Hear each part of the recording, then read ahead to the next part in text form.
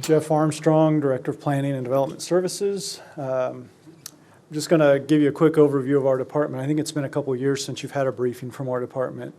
We have 33 full-time staff members in Planning and Development Services. We have 2 part-time employees who are both in historic preservation. We have 2 seasonal employees who are both in the health division. They do vector control, mosquito control.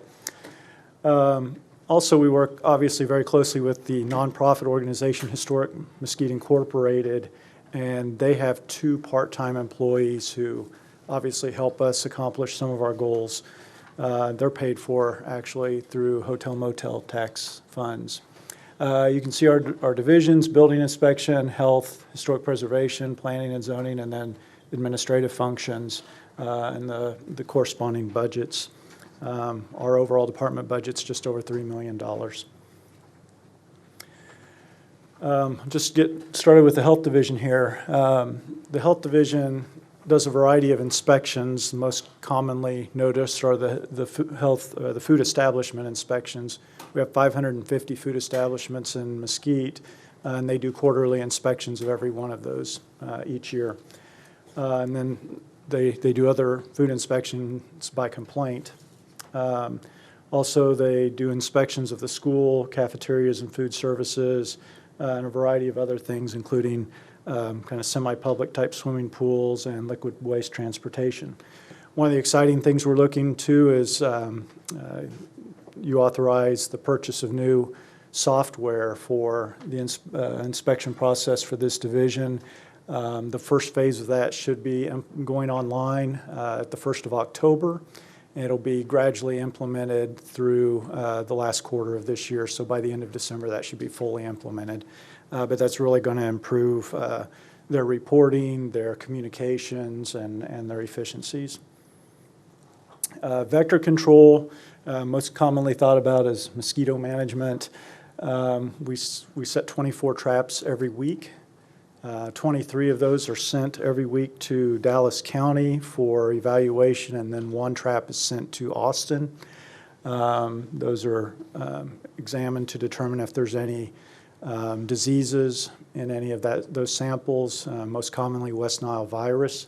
When there's a West Nile virus positive, we are informed of that, and then we go out and spray a geographic area around where that trap was located that had the positive result.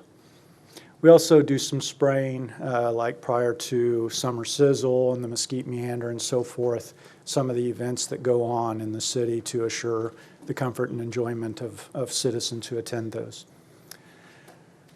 I won't read all this. You'll see a number of slides I have with a lot of stuff on them, and since you have copies, you can look at those at your leisure. But these are the various programs that historic preservation is involved in. The various events and fundraisers that they have. I highlighted in green there. Many of you, several of you were there, and I'm sure you're all aware of the recently added historic marker at City Lake Park. That's the 14th historic marker, official historic marker here in the city of Mesquite. We're proud of that, and we hope we'll have opportunity for more recognition of historic places in the coming years. Tours and field trips. Last year, for the first time, every 3rd grade class in the Mesquite Independent School District spent a day field trip at the 2 historic parks, the Opal Lawrence Park and the Florence Ranch Homestead. That's 25 Wednesdays through the school year that the staff and volunteers of historic preservation hosted those kids. And MISD has said they want to do that again this year. So we're excited about that. It is a big load, particularly on our volunteer staff. Obviously, there's other schools. We've had some from Dallas and other places that have done field trips. Of course, we do tours for individuals and groups. And through June of this year, we've had 2,841 visitors to our historic parks from 29 different zip codes, some out of state, and we had 4 international visitors the first half of this year. A few things that are issues and things we need to look at. The New Hope Church, which you see there, which is on the Opal Lawrence property. HMI is fundraising to restore that and make that a leasable venue for churches and other similar types, or not churches, for weddings. Sorry, no, we won't have church services there, but we will hope to have weddings and other similar activities there, which will generate revenue, which is important, plus it will increase use of the park. Mentioned the volunteers. We have heavy reliance on volunteers, and they do a great job. Some of the needs, the first one you see listed there, I know Building Services has a budget item for next year for a new storage facility for the artifacts. Right now, HMI spends $800 a month on just storage of historic artifacts. We're working on a preservation ordinance. That's something we hope you'll see in the upcoming months, weeks maybe. We'd like to do a preservation, like a historic preservation video, something to tell our story, get a little more publicity for what we have, get it on our website and other places. A lot of cities do that, and it's a great way to communicate what we have and what's going on in Mesquite in terms of historic preservation. And we want to work toward becoming a certified local government, one of the pieces of which is that preservation ordinance. Certified local government gives us access to a variety of grants and resources to help our historic preservation programs. Planning and zoning, here's a list of some of the activities. I think it's a little more visible and more people are aware of what they do. In the box there are the 3 boards and commissions that division staffs. We'll mention the comprehensive plan that you all are aware of. We're continuing to work on that. But next week we will have a draft online available to the public. We have public hearings coming up in the next couple of weeks, and then hopefully we'll have this to you for adoption in October. This is just a graphic showing some of the different types of planning and zoning activities that over the last 4 fiscal years, and you can see the numbers on the right. The greens are the last 2 years, and generally a much higher volume of work that we've been doing in that division the last couple of years. The 2018-19, obviously those are projected based on year-to-date data. Going to building inspection, I'm going to spend a little more time here. Building permits, we're projecting 3,448 this year, and I want to I guess mention that the building permits on here are only structural type permits. I did not include electrical, mechanical, plumbing. That number would be about 4,000 more if I did. These are new buildings, additions, remodels, foundations, roofs, things like that, actual structural type permits. I think the important thing here is to see, you can see from 2000 where we were, pretty good times in the early 2000s, and you can see the recession, and then you can see how much we are doing here in the last 3 years, a tremendous number of permits that our staff is working through. This slide is actually percentage of time spent. This is not number of inspections, but percentage of time spent on the different types of inspections. 2 of these types, what we're calling construction and certificates of occupancy, those are the 2 that are actually new construction or new activities, and that's combined about 56%.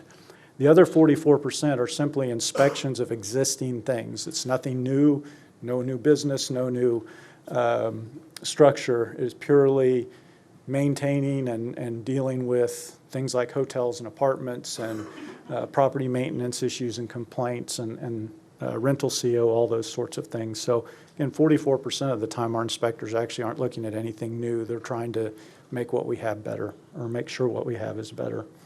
You can see year-to-date, and it was actually through the end of June, we had almost 14,000, had done almost 14,000 inspections. So some things we want to talk about. The first is establishing some additional fees for the RCO program, the Rental Certificate of Occupancy program. I have a whole slide on that, so I'm going to skip over that for now. We are developing an after-hours inspection program for non-emergency inspections. This is something that came out of our citizens, the Development Review Committee.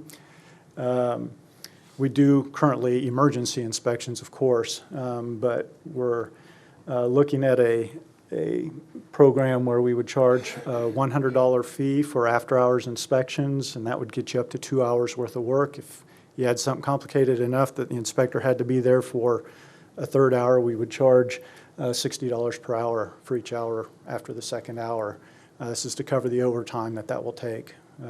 Hopefully that additional program will pay for itself through that fee and be no extra burden on the budget.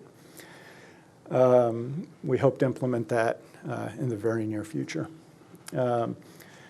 Apartment inspection program, it currently pays for itself. We are proposing an additional apartment inspector, and that could be paid for entirely out of increasing our annual apartment registration fee from $13 to $17 per dwelling unit.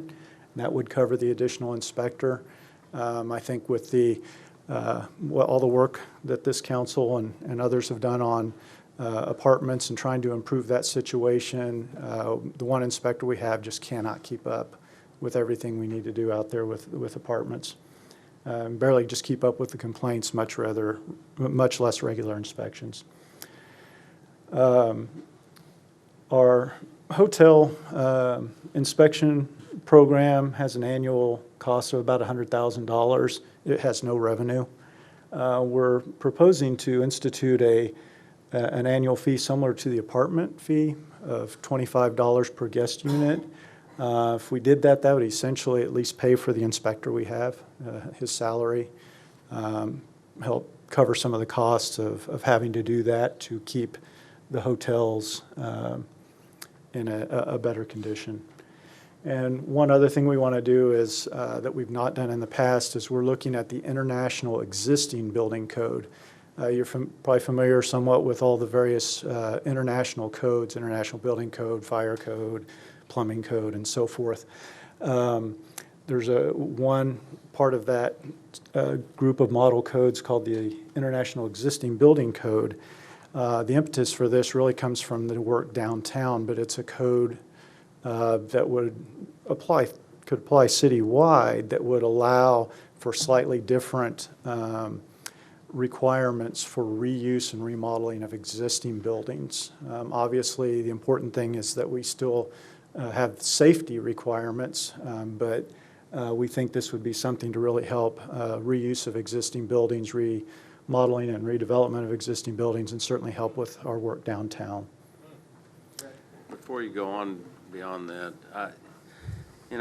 we've adopted for many years these international code books and things, and the more I've gotten to kind of know a little bit more about them, and I'm not saying this is a wrong or a bad thing, but sometimes they're written with a lot of East Coast and Northeast and guidelines that really apply to situations that we don't have here. And I know I've run across that a few times with buildings and things that I've done myself. I just wonder how we adapt sometimes those international codes that don't always seem to apply across the entire country. Yes, sir. One thing we do is we work with the North Central Texas Council of Governments, and they they work with all of the local jurisdictions on sets of amendments that are appropriate for our geographic area. And often we'll adopt many, if not all of those local amendments through that COG work. And then we also, of course, have the ability to do our own local amendments, whether they come through COG or not, and we have a few of those. One of the things that Travis Campbell is doing, our building official, as we're gearing up to bring to you the 2018 codes, we're under the 2015 right now, is he is looking at all of the amendments we've traditionally done and just making sure we really need to do those. Sometimes we do things because we've done things, and we need to make sure that those are the right amendments for what we're doing. But certainly there is a necessity for certain amendments like you've talked about that just don't make sense for Mesquite, Texas, or this part of the country.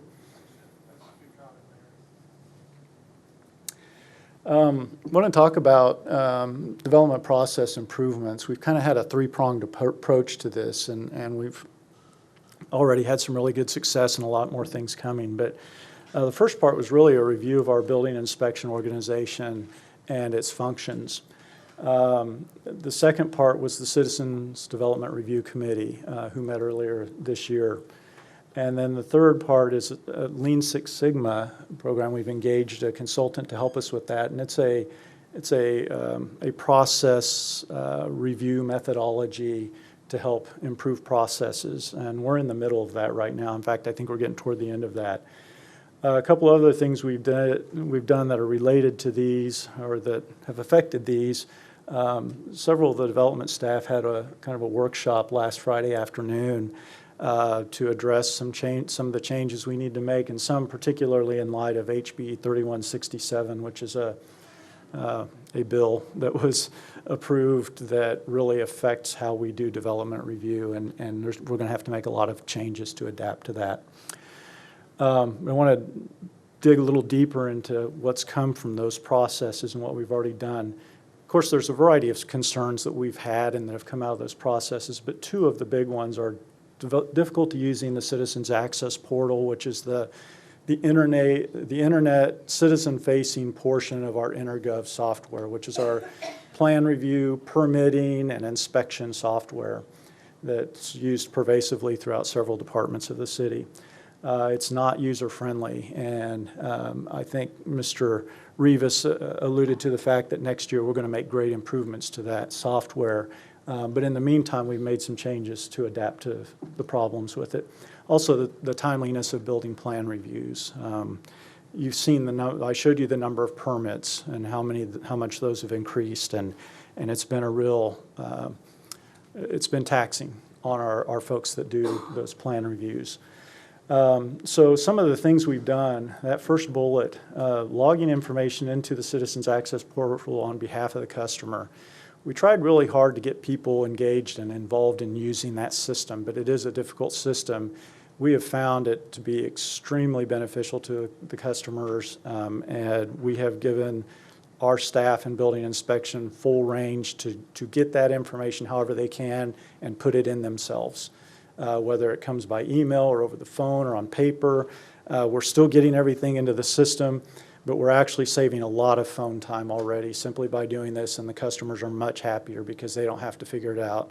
There's a lot of contractors who love the system because they can do it at night, and that's great. They can rock along doing that, but we have a lot of people who don't use the system very often or may use it once or twice ever. And why burden them with that frustration when we can do it for them in a much quicker manner, and that's been going great.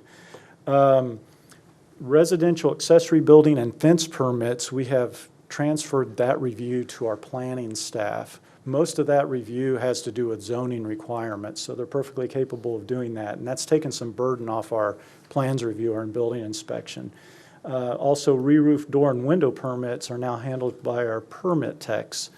And those are actually now approved on the spot if they have all the information they need. So both of those, what has gone to the planners and what has gone to the permit techs, all of those permits were taking days and even sometimes a small number of weeks to get through our process. Now we've got those down to the ones the planners are doing are being turned around no later than the next day. And as I said, the ones the permit techs are doing, if they have all the data, they're turning them around on the spot. So we've really sped that up for a lot of our citizens, and we've reduced the backlog for our plans reviewer, and he's getting very much more caught up to a time frame that makes sense. We're looking at our whole building inspection organizational structure. We're making some changes there that we believe are going to help with everything. We've been developing frequently asked questions and other resources to assist customers, and that's an ongoing process. We have some things online, but by the end of early August, we'll have a much more robust FAQ online. Within the last 3 weeks, we have begun a program of emailing applicants when their inspector is en route to the inspections. That's a new program. In the past, they call in their inspections and we'll do it tomorrow. That's all they know. That's still what we tell them, but now they're getting an email when the inspector is en route. We're still working out some of the issues, but by and large, that's been going well and has been received well. That's something that's come from a variety of directions, including the Citizens Committee. We've just finished or are finishing up some new reports for tracking the lengths of our reviews so we can document how we're doing much better. And we can document the improvements these are that we're making and see how much effect they're really having. We're working on a survey right now that we're hoping to start in the next couple of weeks, that every single permit that is done, when it is finalized, we'll have a 3-question survey go out to whoever got that permit to see how we're doing, and that'll be a constant way to monitor the success, the customer service, and so forth we're having. And we're working on concurrent submittals. Our development, and that's the overall development process. It's been very sequential for the last decade, where you have to do this, then you can do that, and then when you finish that, you can do the next thing. There's still some need for that type of linear process, but we're building in some ways for that to overlap to reduce the development review time. And as I promised, I'm back to the residential certificate of occupancy. We are looking at some ways to improve that, help it pay for itself a little bit. Right now, our program cost is over $200,000. We have 2 inspectors plus some overhead costs. Program revenue is about $28,000. And that comes from pre-occupancy fees and second reinspection fees. Right now, when you want to get an RCO, you get your first inspection and your first reinspection for free. If you have to do a second reinspection, then we're charging $60. What we're proposing to help balance the cost of this program a little bit is to begin charging $125 RCO fee. When someone comes in for their RCO, they would pay that. That would get them their initial and their first reinspection. We'd reduce the subsequent inspections to $25, and we estimate that would be a little over $200,000 of new revenue annually, added to what a little bit adjusted because of the reduction on the reinspection fees, added to the existing revenue, maybe close to $240,000 of annual revenue to help pay for that program. But again, that's going to be a big difference. That was something when the program was established back in the mid-2000s that there was concern about charging fees for this. And we feel like, you know, those are businesses. There is cost to that program, and it's probably more appropriate that those property owners that are in that business pay for that instead of that burden of that cost being spread out to the general taxpayers. That is all I have. Tell me, go back to slide, please. Sir. There you go. So are you saying the current, well, let me go back. Look at bullet point 2, program revenue 28,000. Yes, sir. Is that an offer to go to 250 on pre-occupancy? Or are you saying drop down to the bottom of where everyone's 125? Right, yeah, I'm sorry, those fees right under that 28,000, those are existing fees.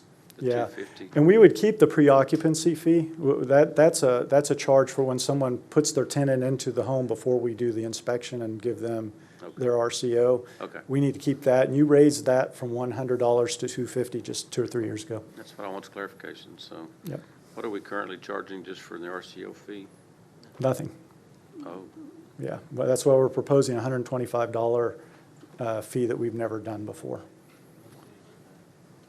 yeah, we looked at this a while back. Any other questions for Jeff? I have one. Yes, sir. On the historic preservation deal, you talked about needs was for storage of artifacts at $800 a month. Yes, sir. Approximately how big a place are we talking that are you needing for storage? I don't have the dimensions on that, I apologize, but we are, Building Services has been working with us to,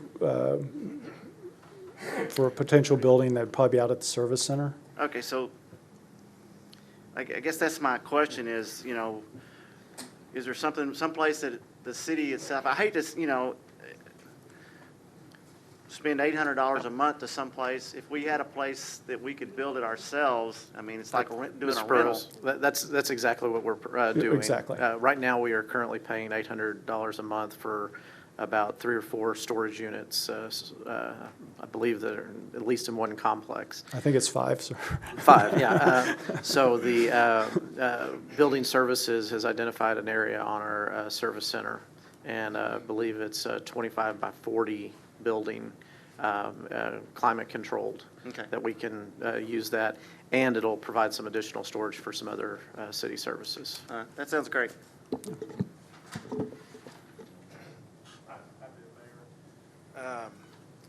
Few thoughts. First of all, Jeff, I want to tell you that I feel like since you have taken over this position that you have been a breath of fresh air. You're doing a fantastic job. Your team's doing a good job. A few thoughts I want to share. Number one, Mr. Kahili and I recently met with some infill residential builders. They, and like a number of folks around town, look for opportunities to find a vacant lot in one of our older neighborhoods, and they go in and they try to build a new home, which is a win-win for all of us, obviously. And some of the comments that I've heard and some that these particular folks share with our city manager and myself one day was that, you know, they just feel like that they're treated like just another extension of subdivision builders, and they're the little guys, but yet, like I said at our economic development briefing just recently, they're still valued small business partners in our community, and we want them to be building those infill projects. And so I would just like us to, as I expressed to Ms. Buttram one night at the council meeting, let's be having dialogue and conversations about how we can let those folks know that we appreciate them and find any ways to ease their burden some.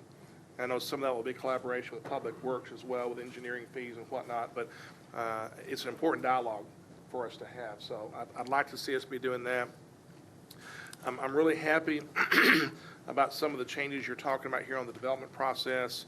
I hear a lot of concerns and complaints about getting into the portal, getting into the system, and you've mentioned that yourself, so I'm grateful that we're recognizing that.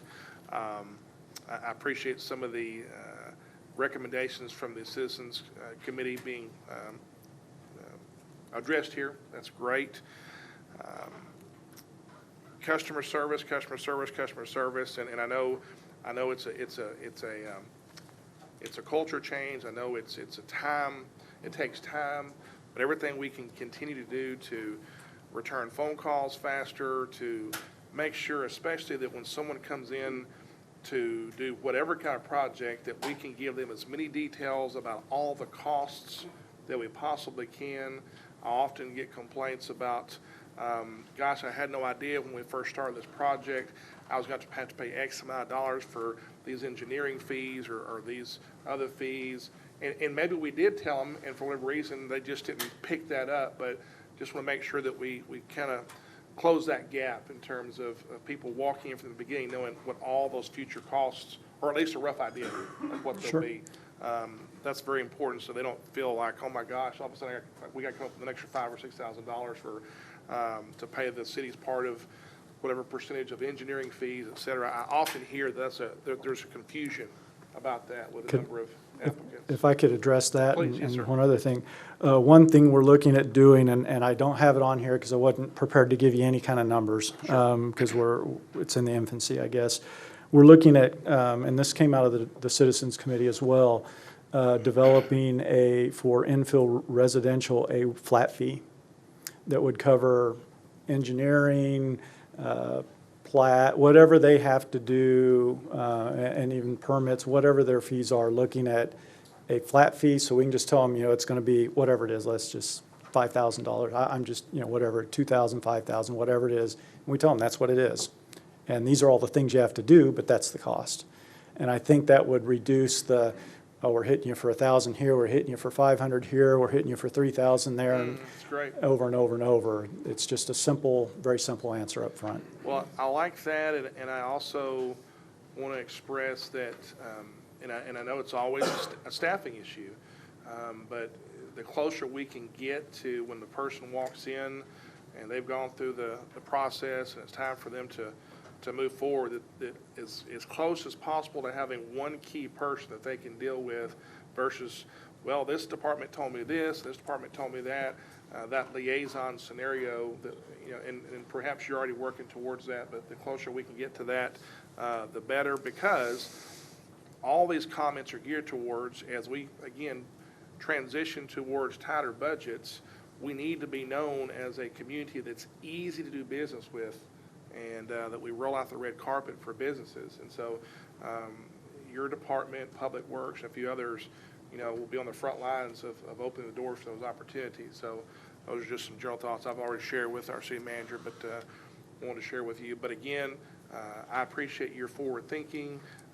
You're doing good work, and please keep it up. A couple of things I'd like to Thank you, Mayor. respond to based on your comments. We do have a case manager system that's been in place for about 10 years, and we need to improve that. We're working on training our case managers to be, there's a section of it they do real well, but they're not really there from the beginning to the end like they need to be, and we're working on that. And in terms of customer service, one of the things I mentioned was the time on on each phone call has gone down a lot since we haven't had to help people step by step through dealing with how to get on to the online portal. We can just say, email us the stuff, and we do it. We were taking 15 and 20 minutes a phone call to help people on that. And when you have a limited staff and they're on the phone that long, the phone doesn't get answered, and people start to get frustrated by that. So we've dramatically reduced the length of each phone call, and so we're able to answer phone calls more quickly and hopefully helping more customers in a more timely manner. I've also had a staff meeting with my department a couple weeks ago where we always talk about customer service a little bit, but I also emphasize the importance of really going the extra step on these development projects. We're in a time of growth right now, but those don't last forever, and we want to get these projects on the ground. I'm very encouraged by those efforts that you just expressed, and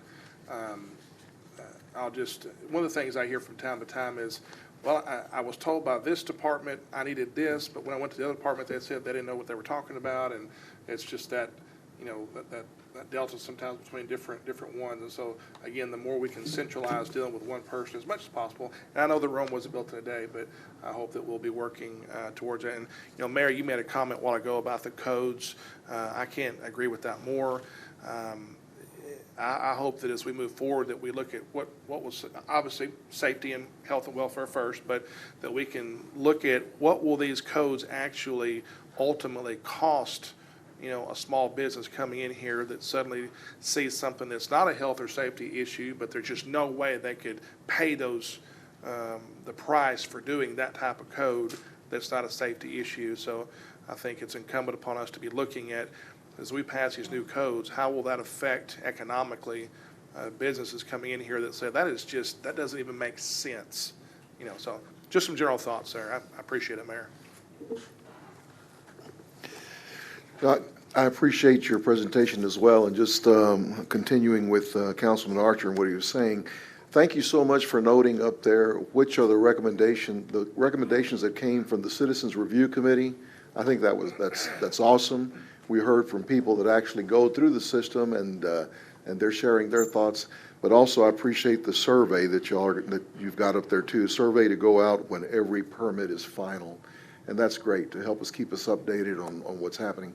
And I wanted to ask, in preparation for all the developments that are taking place, did you have budget offers for additional building inspectors as well? I don't know if I saw that up here. Well, there's a couple, and sorry, I'm not sure I was clear enough on that. First off, one additional here on the apartment inspection program by increasing that annual registration fee from $13 to $17.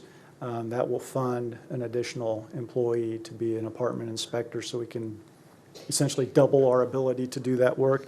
And then through the RCO fees, we could fund another that would, by covering all two- of that, we can, yeah, yes, sir. 2 additional building inspectors that will come on board. Yes, sir. Okay, and then these inspectors also would be able to help with the activity out there on the developments that are happening right now, I-20 and all of that. Certainly, what we're looking at actually, the additional inspector would be a residential inspector, is what we're looking at, and we'd like to do a combination inspector. I think I mentioned it at the budget workshop the other night, the town hall workshop, that, when a house is being built now, we send a guy out to do the frame or the foundation inspection, another guy to do the framing inspection, then we send another guy to do the electrical inspection, we send another guy to do the plumbing. All these different inspectors are very specialized and very good at what they do. A lot of cities do utilize combination inspectors, and I think we need it for the Kaufman County area because of the distance. Right. If we can get a guy out there who can do all the inspections, so we don't have a guy running out doing 2 inspections and then coming clear back into town, another guy running out and doing 3 other inspections and coming back into town. Right. We have a guy who stays out there and can zip around and do all the inspections, plus build good relationships with the developers out there. Right, yes, okay. Thank you. Thank you for your presentation. There's a park. Anyone else? All right. Thank you, Jeff.